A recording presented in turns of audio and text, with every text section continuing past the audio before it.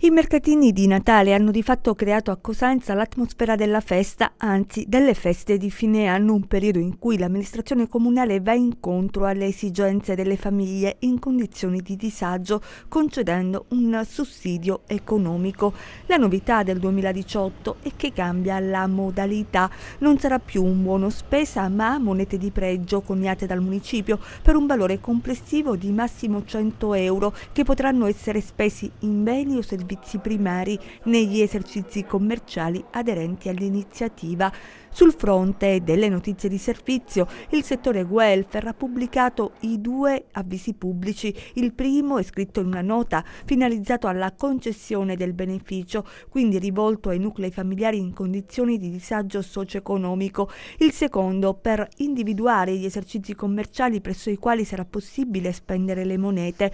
Il secondo avviso è finalizzato alla costituzione di un elenco di esercizi commerciali convenzionati, i soli che potranno accettare le monete di pregio per l'acquisto di beni di prima necessità o servizi primari. Il sussidio economico sarà spendibile entro e non oltre il 30 novembre del prossimo anno, ossia del 2019.